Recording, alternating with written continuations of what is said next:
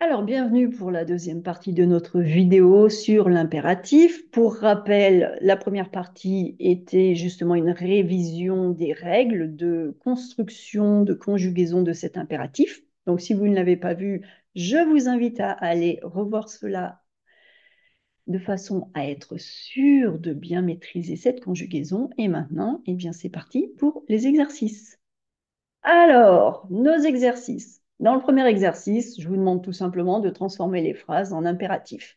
Alors, les temps utilisés sont du présent, du futur, du passé, du conditionnel. J'ai un petit peu mélangé. Et puis, bah, vous devez transformer ça à l'impératif, c'est-à-dire que vous devez retrouver l'infinitif du verbe pour pouvoir le transformer à l'impératif. Tu vas à l'école, donc notez également à quelle personne on est. Tu vas à l'école, vous mangerez les légumes demain, nous avons fini le travail, il faudrait que tu prennes tes affaires, tu fais tes devoirs tous les jours, ils visiteront le musée demain, tu lis ce livre avant de te coucher, il serait bon que vous partiez tôt. Alors, je vous laisse réfléchir 2 secondes. Si vous voulez, mettez la vidéo en pause parce que je vais passer à la correction. Donc, mettez la vidéo en pause, réfléchissez. Et pour les autres, quand vous êtes prêts, on passe à la correction. Alors, au niveau de la correction, eh bien, ça va nous donner tout simplement va à l'école, hein. Tu vas à l'école, va, VA, on a perdu notre S. Vous mangerez des légumes demain, eh bien, mangez les légumes ou mangez des légumes. Notre troisième phrase, ça va donner finissons le travail. La quatrième phrase, il faudrait que tu prennes tes affaires. Notre impératif va porter sur tu prennes, notre subjonctif dans l'exemple. Eh bien, ça va devenir prends tes affaires. Prends tes affaires. La cinquième phrase, tu fais tes devoirs tous les jours. Ça va donner fais tes devoirs tous les jours. Fais tes devoirs.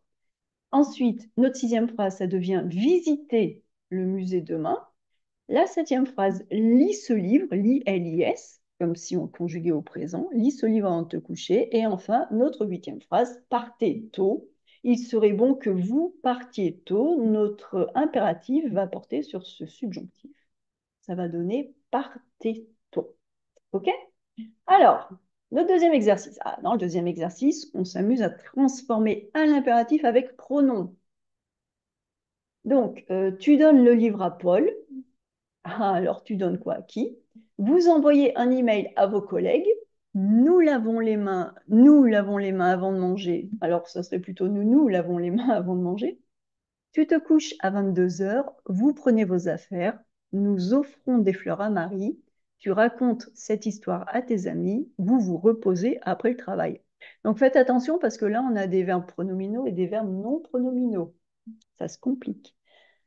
Alors, encore une fois, mettez la vidéo en pause, réfléchissez, et pour les autres, je vous emmène voir la correction. Alors, tu donnes le livre à Paul, ça va donner donne-le à Paul. Et si on veut mettre même à Paul avec le transformer avec un pronom, ça va donner donne-le lui. Ensuite, vous envoyez un email à vos collègues, envoyez-leur un email. Envoyez-leur un email. Nous lavons les mains avant de manger. Donc, nous lavons les mains avant de manger. Eh bien, lavons-nous les mains avant de manger. Lavons-nous les mains. La 4, tu te couches à 22 heures. Tu te couches, verbe pronominal, couche-toi à 22 heures. La 5, vous prenez vos affaires. Eh bien, ça va donner prenez-les. Prenez-les, tirez. Hein, quand il y a le pronom, vous notez. Quand il y a un pronom, on a le tiré. La 6, nous offrons des fleurs à Marie. Eh bien, offrons-lui des fleurs, offrons-lui des fleurs. Et la 7, tu racontes cette histoire à tes amis, raconte-la à tes amis ou raconte-la leur. Et j'ai dit la 8, non, c'est la 7, hein. Enfin bref, je me suis peut-être trompée, 8, 7, bref. Et la dernière, la 8, vous vous reposez après le travail. Ça donne reposez-vous après le travail. Voilà. Donc faites attention, quand on a des pronoms, on a des tirés. Et bien maintenant, on passe à notre exercice 3. On va transformer à l'impératif avec pronom et négation. Ah oui, il faut bien s'amuser, sinon c'est pas drôle. Donc voilà nos phrases. Tu donnes les clés à ton frère, vous mangez le gâteau, nous écrivons la lettre à nos parents, tu te lèves tôt, vous achetez des bonbons, nous prenons les photos, tu parles à tes professeurs de ton projet, vous vous lavez les mains. Et bien encore une fois, mettez la vidéo en pause et pour les autres, je vous emmène voir la correction. Alors, tu donnes les clés à ton frère, ça donne ne les lui donne pas. Réfléchissez, imprégnez-vous de l'ordre. C'est ce qui est important dans cet exercice. Prenez une ou deux phrases après la correction, prenez une ou deux phrases que vous apprenez par cœur et qui vous servent de référence pour l'ordre. L'ordre de l'impératif avec négation et pronom. Ne les lui donne pas. Et là, vous avez pronom COD et pronom COI. Donc, vous voyez comme l'ordre est important. Ne les lui donne pas. Ensuite, la phrase vous mangez le gâteau, ne le mangez pas. Nous écrivons la lettre à nos parents, ne la leur écrivons pas. Ne la leur écrivons pas. Tu te lèves tôt, tu te lèves tôt, ne te lève pas tôt. Ne te lève pas tôt. Vous achetez des bonbons, vous achetez des bonbons, n'en achetez pas. N'en achetez pas. Nous prenons les photos, ne les prenons pas. Tu parles à tes professeurs de ton projet, ne leur en parle pas.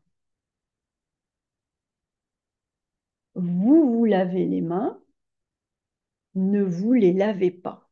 Donc, ce dernier exercice est un peu plus compliqué, mais ce qui est intéressant, c'est de voir dans quel ordre on met la négation, les pronoms, le verbe, lorsqu'il s'agit de pronom COD, pronom COI, verbe pronominal ou un verbe qui n'est pas pronominal. Faites bien attention à tout cela. Mémorisez, allez progressivement, mais encore une fois, prenez un exemple de chaque et essayez de mémoriser. Là, tu donnes quoi à qui? Nous écrivons quoi à qui? Tu te lèves tôt. Vous vous lavez les mains. Tu parles à tes professeurs. Donc, tout ça, ce sont des exemples de phrases pour lesquelles vous allez avoir la correspondance de votre phrase au présent de l'indicatif ou au futur simple ou au passé composé et à l'impératif et avec la négation et avec les pronoms. Donc là, c'est important. Prenez le temps de regarder les réponses et mémoriser de façon à avoir des références concernant l'ordre. Parce que ce qui est un petit peu difficile en français, c'est d'avoir tous les mots dans le bon ordre. Donc, faites-vous des exemples et ensuite, eh bien, travaillez avec d'autres verbes. Reprenez ce que moi j'ai fait et amusez-vous à changer soit les compléments, les noms, les verbes de façon à manipuler et vous pouvez comparer au niveau de l'ordre avec les réponses qu'il y a dans les corrections. Voilà. Donc voilà pour cette mini-série sur l'impératif. J'espère qu'elle vous a aidé à réviser eh bien, la construction de l'impératif avec les négations, les pronoms, les verbes pronominaux, les verbes à une base, à plusieurs bases, les verbes en ER, les verbes irréguliers et que grâce aux exercices, vous avez pu fixer tout cela. Je vous souhaite une très bonne journée et je vous dis à très bientôt pour, eh bien, pour continuer à apprendre plein de choses, à progresser en français.